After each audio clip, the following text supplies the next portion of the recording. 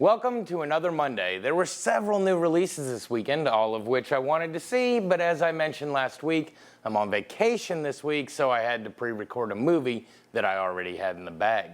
But fear not, after this week, the review should return to the new releases as usual. So instead of reviewing the movie Old, I reviewed a sequel that makes me feel old when I realize how long ago the original came out.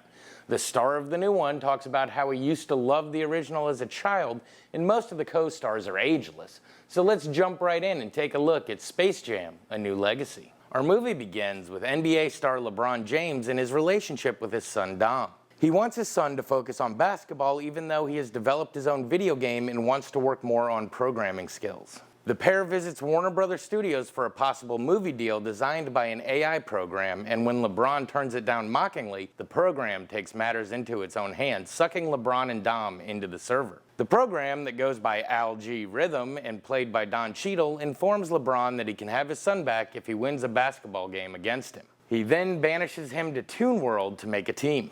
After being turned into a cartoon, along with all the hijinks that come along with it, LeBron and his new friend Bugs set out to get the band, or rather the team, back together. After collecting all of our favorite tunes, the group sets about planning and practicing. Meanwhile, Mr. Al-G Rhythm has manipulated Dom into using his game as the front for the upcoming match and developing the Goon Squad, a group of unbeatable players that combine real-life players with superhuman upgrades. As the movie progresses, we get to the actual game. People have been sucked in from the real world, and their ability to return home is dependent on the outcome. The audience is also made up of the entire Warner Brothers universe. The game gets underway, and LeBron is suddenly at a loss when he realizes that we're now playing video game rules. LeBron and the Toons must adapt and get truly loony in order to take this one. We see tomfoolery galore, as only our favorite cartoon characters of our youth can produce. For LeBron, the stakes are high, as this is not only just a basketball game, but he needs to win his son back and save the Toons and humanity as well. So, what to say about this one? Well, the words cash and grab come to mind. This was really a sequel that nobody needed or asked for. The original was goofy, but was a new idea at the time, and it worked.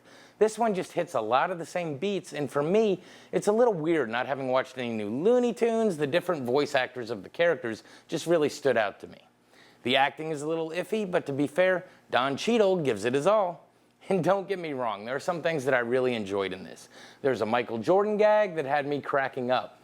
Plus, what's really a lot of fun for adults is picking out the different Warner properties in the crowd.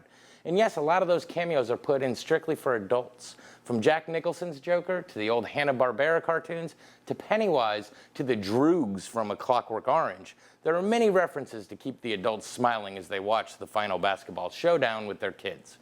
That being said, if you have the HBO Max subscription, it may be a fun family watch, but I can't see paying the theater admission to take this one in.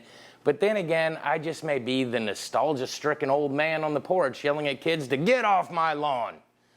This has been your Monday Movie Musing. Back to you.